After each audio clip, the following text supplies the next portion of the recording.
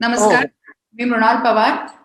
सकाळ समूहाच्या वतीने आज आपल्या सर्वांचं मी स्वागत करते. आजच्या आपल्या वेबिनारवर प्रतिभावंत प्रयोगशाली शिक्षक, global teacher prize winner Shri Ranjit Singh Disale हे उपस्थित आहेत. मी रणजित सिंह आणि सर्व शिक्षक परिवार यांचे आज स्वागत करते. Thank you so much for coming here. Thank you so much Mrinalji. और आजच्या या सकाळ आयोजित कार्यक्रमामध्ये वेबिनारमध्ये सर्व सहभागी शिक्षकांचं देखील मी मनापासून स्वागत करतो. सो लेट्स रिली तुमची स्टोरी आपण सुरुवातीपासून let's start from the beginning की जिल्हा परिषद प्राथमिक शिक्षक ते ग्लोबल टीचर प्राइज विनर शिक्षक मागे वळून पाहताना तुम्हाला ही वाटचाल कशी वाटते, म्हणजे what is the takeaway of this journey? खरंच जेव्हा मी मागे बघतो आणि पहिला दिवस 2009 5 जानेवारी 2009 तिथून सुरू झालेला हा प्रवास, अर्थात हा एक टप्पा गाठलाय असं म्हणूयात, पण खरंच खूप इट्स अ प्लीजिंग अँड खूप प्राऊड फील होतं की या 12 वर्षामध्ये इंडियाला प्राऊड फील करता आलं इंटरनॅशनल ग्लोबल लेवलवरती, आणि एका भारतीय शिक्षकाला जगातल्या सर्वोत्तम अशा किंवा शिक्षण क्षेत्रातलं नोबेल मानल्या जाणाऱ्या पुरस्कारासाठी निवडलं गेलं. अर्थात हा जो कोणी रणजित दिसले तुमच्या समोर आहे, हा एक रिप्रेझेंटेटिव्ह आहे महाराष्ट्रातल्या नव्हे तर जगभरातल्या आणि भारतातल्या अशा नवक्रमशील शिक्षकांचं की जे वर्गामध्ये आपलं काम मुलांच्यासाठी काम करत असतात. तर अशा शिक्षकांच्या एक प्रतिनिधी म्हणूनच मला वाटतं की हा पुरस्कार मला दिला गेलेला असावा. 2009 ते 2020 हा जो काही प्रवास आहे, हा अनेक संकट, त्याच वेळी अनेक चांगले क्षण, अनेक अपयशाचे देखील क्षण, अशा समृद्ध अनुभवांनीच तो भरलेला आहे. पण या अनुभवातून खूप काही शिकता येतं. काही अपयशाचे म्हणतो ना की अपयश ही यशाची पहिलीच पायरी असते. तर अशा अपयशाच्या अनेक पायऱ्या चढल्यावरती जगाला तुमचं यश दिसत असतं. त्याच्यामुळे मला असं वाटतं की ते अपयश हे मला खूपदा शिकवून जातं, आणि मागे बघतानाच ठळकपणे मला ते अपयशच जास्त समृद्ध करतंय असं वाटतं. बरोबर, ऍब्सोल्युटली ट्रू. तुमचा हा जो प्रोजेक्ट होता QR कोडेड टेक्स्टबुक्स, हा जो आता इतका फेमस प्रोजेक्ट झालेला आहे, तर याची संकल्पना तुम्हाला कशी सुचली आणि त्यासाठी तुम्हाला टेक्निकल नॉलेज होतं का टू अंडरटेक दिस मॅसेज? हो, अनेकांना असं वाटतं आहे की मे बी मी टेक्नॉलॉजीचा काहीतरी एखादा इंजिनिअरिंग कोर्स वगैरे केला, काही मला काही खूप सर्टिफाईड काही नॉलेज आहे. तर तसं काही नाहीये. गुगल हा एक माझा खूप चांगला गुरु आहे की ज्याच्यामुळं मी अनेक गोष्टी मला हव्या तेव्हा आणि हव्या तशा मी शिकू शकतो. QR कोडेड पाठ्यपुस्तकांच्याच बाबतीत म्हणायचं झालं तर हा एक म्हणूयात ना की I was searching something different और कुछ अलग ही हो गया. सो माझ्या वर्गातल्या मुलांसाठी जो मी डिजिटल कंटेंट बनवलेला होता, तर तो त्यांच्यापर्यंत मी कसा अगदी साध्या सोप्या पद्धतीने घेऊन जाऊ शकतो आणि ते कशा साध्या पद्धतीने ऍक्सेस करू शकतात, हा माझ्या समोरचा सर्वात महत्वाचा कन्सर्न होता. कारण मी सुरुवातीला काय करायचो, तर मुलांच्या पालकांच्या मोबाईलवरती तो डेटा ट्रान्सफर करायचं मेमरी कार्ड थ्रू. तर मग त्याच्यामध्ये काही अडचणी असं येत होत्या की कधी कधी त्या मेमरी कार्ड सपोर्ट करत नसायचं त्या फाईल फॉर्मॅटला, कधी कधी फाईल करप्ट होऊन जायची. तर मग असे काही प्रॉब्लेम्स आम्हाला वारंवार येऊ लागले होते. तर याच्यावरचं सोल्युशन काय, हा डोक्यामध्ये विचार माझ्या कायम राहत होता की मग मी एके दिवशी जेव्हा दुकानामध्ये गेलो आणि त्या शॉपकीपर कडून जी वस्तू घेतली होती मी, तर त्याच्यावर तो कोड त्याने स्कॅन केलेला मी पाहिला, आणि तो कोड स्कॅन केला की लगेच त्याची प्राइस आणि इतर डिटेल्स मला स्क्रीनवरती दिसले. सो ते खूप साध्या सोप्या पद्धतीनं ते झालं. ती कृती माझ्या खरं तर डोक्यामध्ये क्लिक झाली की यार इथे काहीतरी आहे जे इझिली ऍक्सेसिबल आहे. सो मी घरी गेल्यानंतर मग परत गुगलवरती सर्च केलं की आता सर्च करताना पण माझ्या डोक्यात प्रश्न की आता गुगलला काय विचारायचं. सो कारण मला ते माहिती नव्हतं की त्याला नेमकं काय म्हणतात. So instead of text search मी गुगलला इमेज सर्च केला आणि ती इमेज क्लिक करून पाठवली. तर देन गुगल रिप्लाइड की this is a QR code. Then I learn की ते QR कोड कसे तयार करायचे, त्याच्यामध्ये डेटा कसा एम्बेड करायचा, आणि मग असं केल्यानंतर मी माझ्या मुलांसाठी 27 QR कोड्स तयार केले. त्याच्यामध्ये त्या प्रत्येक पानाशी रिलेटेड आशय जो माझ्याकडे डिजिटल आशय स्वरूपातला होता, तर तो त्यामध्ये एम्बेड केला आणि ते मी पुस्तकावरती त्याच्यात चिटकवले स्टिकर पेजवरती. अर्थात ते चिटकवण्याच्या अगोदर पण मला बरेच काही त्यांच्यावरती रिसर्च करावा लागला, कारण ती मुलं होती ती काही QR कोड चांगल्या पद्धतीने ठेवतील असं काही नाही, ते फाडून टाकतात पुस्तकं, त्याच्यावर काही गिरगिटा करतात, पेननी काहीतरी करत बसतात, काहीतरी फाडणार, पाणी सांडणार, काही पण होऊ शकतं. सो मग त्याच्यानंतर ह्या सगळ्या कृती मला माहित होत्या, त्याच्यामुळे असं प्रॉडक्ट असं डेव्हलप झालं पाहिजे की त्यात त्यांच्या सगळ्या कृतींवरती ते उत्तर असलं पाहिजे. आणि म्हणून मग मी ते शेवटी डिसिजन घेतला की ते स्टिकर पेजवरती, ग्लॉसी पेपरवरती आपण प्रिंट करायचे आणि मग ते मुलांच्या प्रत्येक पानावरती चिटकवले आणि मग ते मुलांना ऍक्सेस कसं करायचं, पालकांना त्याच्याबद्दल एक विशेष प्रशिक्षण दिले गेलं आणि मग तसा हा प्रवास सुरू झाला. हा एका शाळेमध्ये, छोट्याशा आमच्या परितेवाडीच्या शाळेमध्ये 1 वर्षभर राबवला. त्याचे चांगले रिझल्ट्स पाहून मग मी माढा तालुक्यातल्या 301 शाळांमध्ये आम्ही त्याचं पायलटिंग केलं. कारण की हे म्हणजे इट्स व्हेरी इम्पॉर्टंट की गव्हर्नमेंटचा ज्या एज्युकेशन इनिशिएटिव्ह मध्ये युअर प्रोजेक्ट अलाइन्ड व्हेरी वेल, आणि म्हणून it really got that response. पण हे QR कोड करताना सुद्धा तुम्ही ज्या भागात शिकवत होता, आदिवासी भागामध्ये, तिथे पण तुम्ही कन्नडा ही भाषा तुम्ही पहिले शिकला आणि त्याच्यानंतर you did all of this. म्हणजे कन्नडा शिकण्यात आणि to then make the QR code was is quite an effort. म्हणजे जे तुम्ही केलं. कसं व्हायचं आमच्या गावामध्ये की ज्या मुलींची लग्न व्हायची ती मोस्टली त्यांच्या त्या कन्नड भागामध्ये त्यांची लग्न व्हायची आणि मग ती मुलं शेवटी मामाच्याच घरी शिकायला यायची. मग त्यांची तिकडली 4-5 वर्ष तिकडे राहत असताना त्यांची मातृभाषा ही कन्नड राहायची आणि ती माझ्या वर्गात आली की त्यांची भाषा कन्नड घेऊनच यायची आणि माझ्या वर्गातली माझी भाषा किंवा इतरांची भाषा ही मराठी असायची. सो आमच्या शाळेला तो पूर्ण कन्नडचा पण दर्जा का मिळून नसायचा, तर कारण 100% मग मुलं कन्नड असायला हवीत. मग तशा शाळा आमच्या सोलापूर जिल्ह्यामध्ये आहेत, पण इथं मात्र ती परिस्थिती काही वेगळी होती. मग त्या मुलांसाठी शिक्षण कसं न्यायचं, कारण भाषेचा अर्थ जर असेल तर तो ओव्हरकम केला जाऊ शकतो. कारण ती भाषा सोलापूर जिल्ह्यामध्ये कन्नड, तेलुगू हा थोडासा बहुभाषिक तालुका आहे, ती सीमेवरतीच या भाषा बोलल्या जातात. त्याच्यामुळे मला ते समजून घेताना फारसं अडचण नाही आली, कारण एखादी भाषा शिकणं कसं अवघड असतं. म्हणजे मातृभाषे व्यतिरिक्त कोणती भाषा शिकायची असते, तर ते समजून घेण्यासाठीच मला वाटतं की एक विद्यार्थी म्हणून मला ते समजून घेता आलं आणि त्यांच्या मनातल्या भावना, त्यांचं शिक्षण आणि त्यांचं अंडरस्टँडिंग समजून घ्यायचं असतं, त्यांच्या भाषेत संवाद साधणं किती महत्वाचं असतं. यामुळेच मला असं वाटतं की प्राथमिक स्तरावरती मातृभाषेचं किती महत्व आहे आणि मातृभाषेतून शिक्षण घेणं किती महत्वाचं आहे हे मला त्या मुलांसोबतच राहून शिकता. रंजित, आज आपण बघतो की या पॅन्डेमिकच्या पार्श्वभूमीवर the role of a teacher is even more crucial than what it ever was.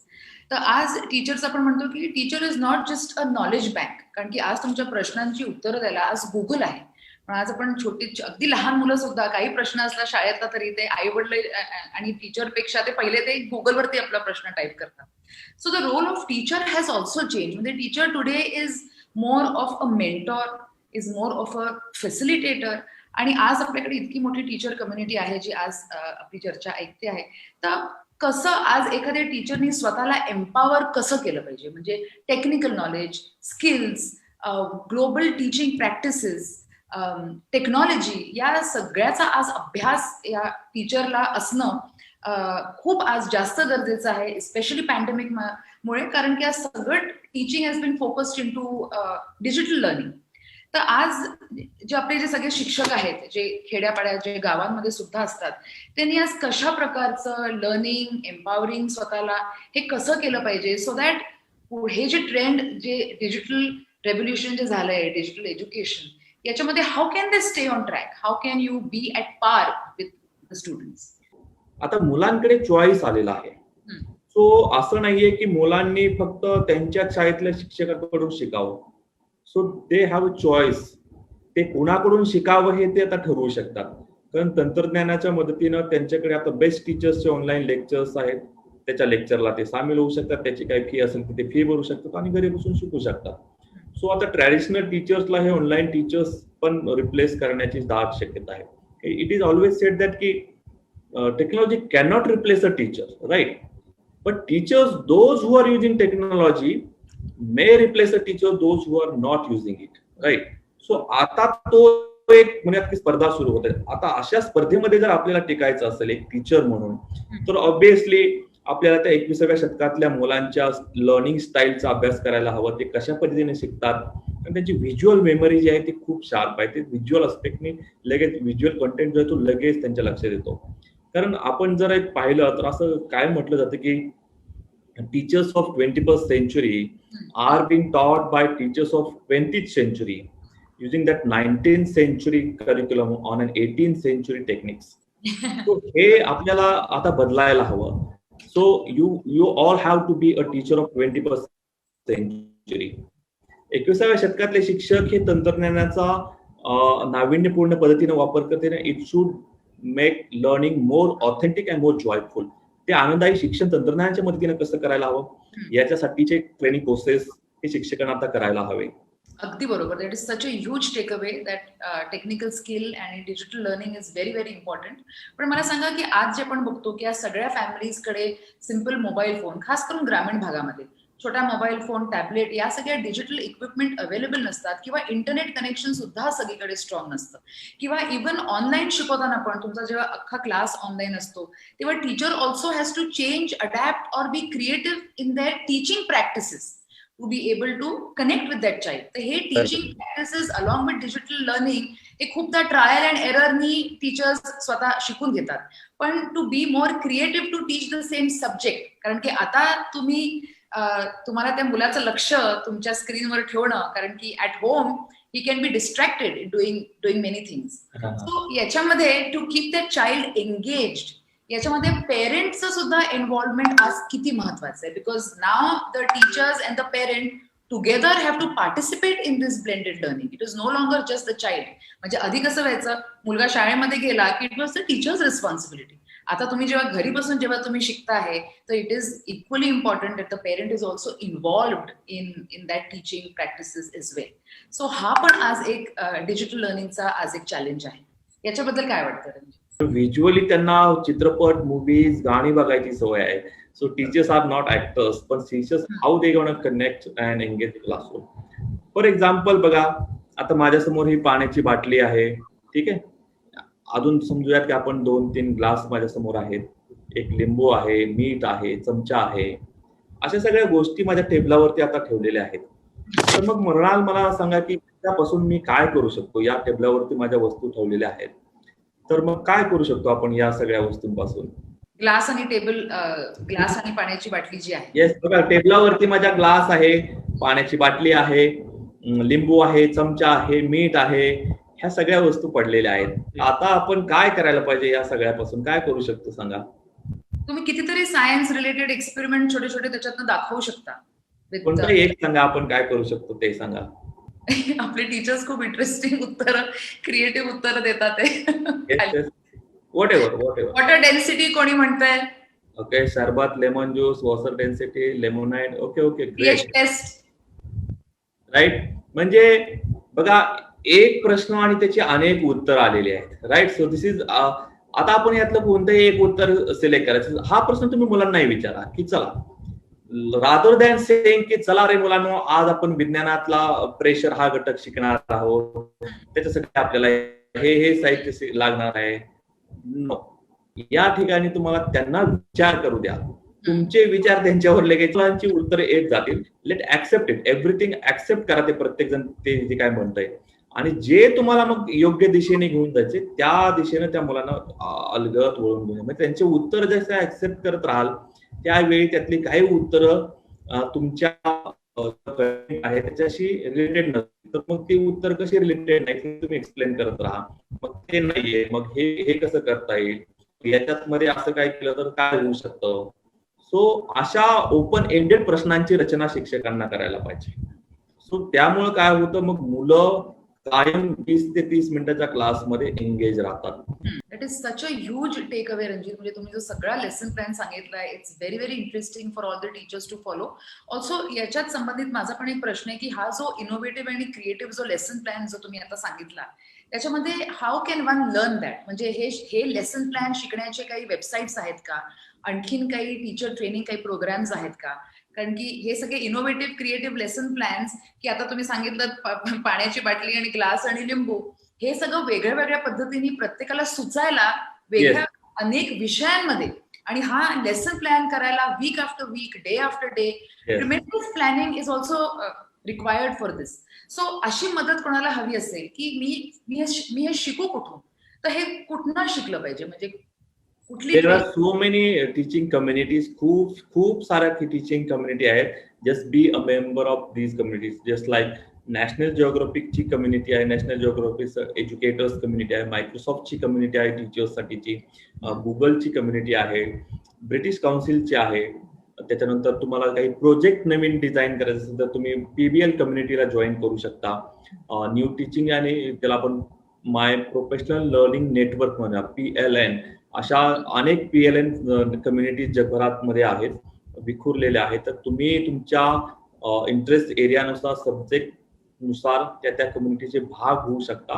म्हणजे आता माझा शेवटचा प्रश्न हाच राहील की आपल्या टीचर कम्युनिटीला, as we are coming closer to ending आपला वेबिनार, काय शेवटचे शब्द ते मी वॉन्ट टू टेल, कारण की आज आपली टीचर कम्युनिटी सुद्धा is under a lot of stress. Digital शिकवण्यामध्ये सुद्धा काम खूप वाढलेलं आहे. शाळा सतत उघडतात आणि बंद होतात. मेंटल हेल्थ इश्यूज आज स्टुडंट्सचे, पेरेंट्सचे, इन्स्टेबिलिटी, इकॉनॉमिक इन्स्टेबिलिटी, जॉब्स नाही, हे आज सगळे इतके वेगळे वेगळे विषय आहेत की आज शिक्षक फक्त शिकवण्याचंच काम नाही, पण एक literally is becoming like a psychological counsellor also to both the student and the parent. म्हणून आज शिक्षकाची जबाबदारी आणि त्याची रिस्पॉन्सिबिलिटी आज खूप वेगळी आणि खूप इमेन्सली वाढलेली आहे, आणि त्याचा role in society as a teacher. So तुम्हाला त्या बाबतीत what is the last word? मला वाटतं भारतातले किंवा ह्या ज्या थर्ड वर्ल्ड कंट्रीज असतात, डेव्हलपिंग कंट्रीज असतात, इथल्या शिक्षकांकडे खूप कामं असतात. म्हणजे अपार्ट फ्रॉम टीचिंग ते खूप अकॅडमिक ऍडमिनिस्ट्रेटिव्ह हे सगळेच कामं करत असतात. त्याच्यामुळे त्याचा इम्पॅक्ट जो आहे तो त्यांच्या परफॉर्मन्स वरती होतो. अल्टिमेटली होणं शक्यच आहे, कारण आपण हे पाहतो की आता कोरोनाच्या कामामध्ये शिक्षक आहेत, तिकडे त्यांना कोरोनाचं सर्वेक्षण करायला लावतात, मग इकडे म्हणतात की चला ऑनलाईन क्लास पण घ्या. सो हे शक्य नाही. हे असं, कारण शिक्षण हा किंवा टीचिंग हा काही असा ये रे चल बस खुर्चीवर आणि शिकव असं तो भाग नाही. त्याच्या अगोदर पण खूप काही प्रिपरेशन होणं गरजेचं असतं, आणि लॅटर पण ते, कारण त्याचं फॉलोअप घेणं गरजेचं असतं. सो मला असं वाटतं की शिक्षकांनी आता अशा जे काही तुम्हाला नॉन अकॅडमिक म्हणूयात किंवा ऍडमिनिस्ट्रेटिव्ह असं, सो लेट्स त्याचं एक चांगलं प्रॉपर प्लॅनिंग करायला शिका. जर तुम्ही ते प्लॅनिंग करू शकलात तर माझ्या असं लक्षात येतं की वारंवार तीच माहिती आपल्याकडून प्रशासनाकडून येत असते. म्हणजे ते रिपिटेटिव्ह असतं, त्याच्यामध्ये थोडं ऍड ऑन केलं की ते पुढे तेच होतं. सो त्याचं एक प्रॉपर प्लॅनिंग करा. तुमच्या मोबाईलमध्ये ते पूर्ण डेटा कसा सामावेल याचा विचार करा. सो तुम्हाला त्याच्यासाठी फारसं वेगळं काय करावं लागणार आहे. अगदी, thank you so much. It was so inspiring, motivating, आणि इतके टेकअवेज आणि तुम्ही इम्पॉर्टंट पॉइंट्स आज सांगितले आहेत की आय एम शुअर सगळ्यांना आज खूप उत्सुकता, सगळे बरंच रिसर्च करतील I am sure on all the websites आणि the resources that you have mention. आणि this was a very very helpful webinar for all the teacher community. मी सुद्धा खूप शिकले रणजित आज तुमचं सगळं ऐकून. एवढे तुमचे I mean so motivating and inspiring to listen to you. इतकं तुम्ही प्रचंड काम केलं आहे. It was such a pleasure and absolute pleasure to have you. मी परत सकाळ समूहाच्या वतीने आपल्या सर्वांना एक खूप मोठा थँक्यू. रणजित सिंह दिसलेंना माझ्यातर्फून अगदी थँक्यू व्हेरी मच. धन्यवाद for coming, giving your time for all of us today आणि interacting with the teacher community. आणि आय होप आपण पुढे परत भेटू आणि सगळ्या टीचर्सशी परत इंटरॅक्ट करू. पण थँक्यू सो मच सगळ्यांना. Thank you so much. बाय.